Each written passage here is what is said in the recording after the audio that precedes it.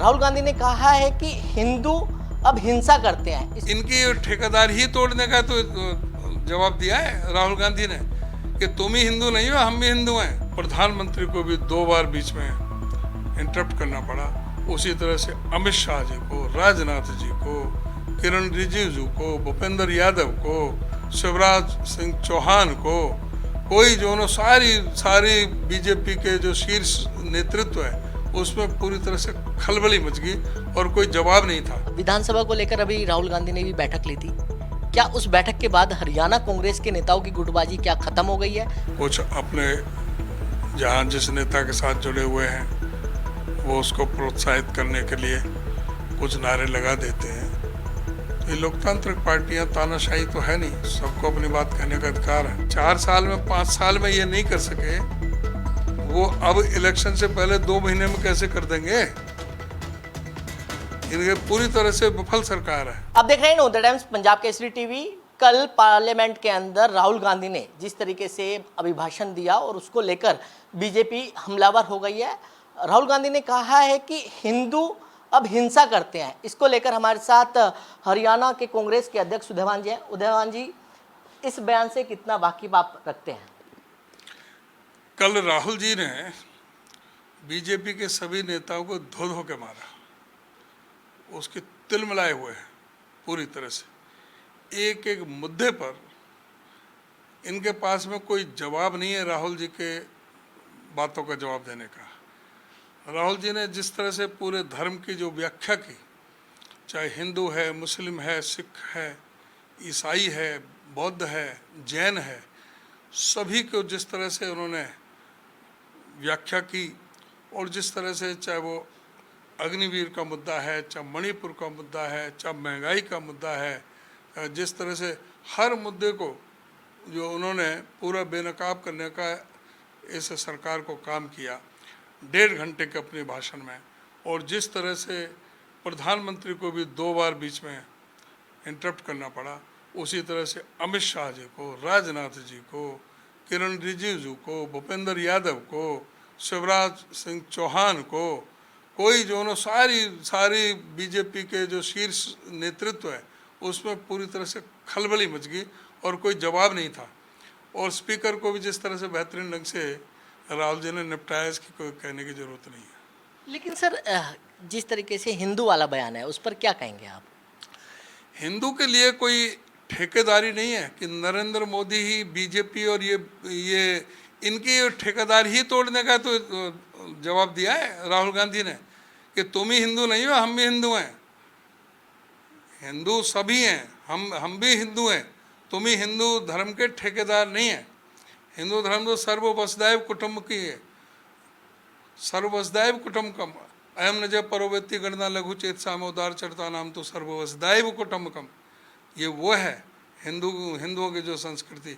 इन्होंने जो नफरत की संस्कृति नहीं है, जो नफरत की संस्कृति इन्होंने जो बना रखी है देश के अंदर, किसी को नफरत की सीख नहीं देता। इसलिए हिंदू धर्म को पूरी तरह से जो अभय मुद्रा जो दिखाई है वो इस बात का है। अच्छा, लोकसभा चुनाव हुए, लोकसभा के साथ अब विधानसभा चुनाव होने हैं। अगर कांग्रेस की बात करें तो किस तरीके से कांग्रेस तैयारी में जुट गई है अपनी? कांग्रेस पूरी तरह से तैयार है। लोकसभा में हमने सारे वो मुद्दे उठाए थे, अब जो है नए मुद्दे वो आएंगे, उसमें हम लेकर के जाएंगे। सारा हमारा चुनाव घोषणा पत्र तैयार हो रहा है, वो चुनाव घोषणा पत्र आएगा। अभी हमारे जिलों के दौरे चल रहे हैं, उसके बाद में सभी विधानसभाओं के दौरे लगेंगे। क्या संगठन न बनना ये भी एक थोड़ी सी दिक्कत होगी कांग्रेस के सामने? कोई दिक्कत नहीं आ रही है। अभी लोकसभा का चुनाव लड़ा है ना, अभी कहीं भी कोई भी प्रोग्राम होता है, आप देखना किस तरह से लोगों का उत्साह, किस तरह से लोग उमड़ के आ रहे हैं कांग्रेस के प्रोग्रामों में। बीजेपी को पूरा बेनकाब करके रख दिया है। 47.6% वोट शेयर हासिल किया है कांग्रेस पार्टी ने। हमारी ठीक है 3 सीटें बहुत कम मार्जिन से गई हैं, बहुत कम मार्जिन से चली गई, लेकिन ये स्पष्ट कर दिया कि जहाँ 10 पे थे वहाँ आज 44 पर हैं, जहाँ वो 79 पे थे वो आज 44 पर हैं। क्या विधानसभा को 19% उनका 11.5% वोट उनका घटा है, हमारा 19.5% वोट बढ़ा है।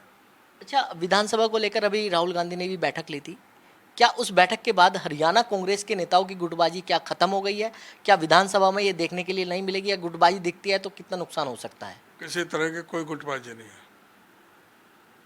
लोकतांत्रिक पार्टी है, कुछ अपने जहाँ जिस नेता के साथ जुड़े हुए हैं वो उसको प्रोत्साहित करने के लिए कुछ नारे लगा देते हैं। तो ये लोकतांत्रिक पार्टियां, तानाशाही तो है नहीं, सबको अपनी बात कहने का अधिकार है। अच्छा, लोकसभा चुनाव के नज़दीक अब हरियाणा के मुख्यमंत्री ने भी आज प्रेस कॉन्फ्रेंस की, बड़े वादे किए, कर्मचारियों का भत्ता बढ़ा दिया गया, कानून व्यवस्था को उन्होंने अच्छा बताया। इस प्रेस कॉन्फ्रेंस को कैसे देख रहे हैं, और वो भी चुनाव के नज़दीक? अभी तो 2 महीने में उनसे कुछ कहलवा लो, 2 महीने बाद चुनाव होने हैं, अब तो इनसे जो चाहो वो कहलवा लो। लेकिन इससे पहले क्या कर रहे थे? पहले तो कर्मचारियों को पीट रहे थे, पहले तो सरपंचों को पीट रहे थे, अब उनको अधिकार देने की बात कर रहे हैं। पहले तो कोई, चाहे वो हमारी बहनें नर्स हों, आशा वर्कर हों, किस किस को अपमानित नहीं किया, सबको अपमानित करने में लग रहे थे। परिवार पहचान पत्र में, प्रॉपर्टी आईडी में 1-1 किलोमीटर की लंबी लाइन लग गई थी। ये कान में तेल डाल करके सो रहे थे। सारा मीडिया भी चिल्ला रहा था, अखबारों में बड़े बड़े कॉलम लिखे जा रहे थे, हम सड़कों पर चिल्ला रहे थे, रोज प्रेस के सामने कह रहे थे कि ये प्रॉपर्टी पहचान पत्र, ये जो परिवार पहचान पत्र है, ये परमानेंट परेशानी पत्र बनकर रह चुका है। ये प्रॉपर्टी आईडी है, ये पूरी तरह से लोग परेशान हैं इससे। और अखबारों में कॉलम लिखे जा रहे थे कि 90 से 95% इसमें गलतियां हैं।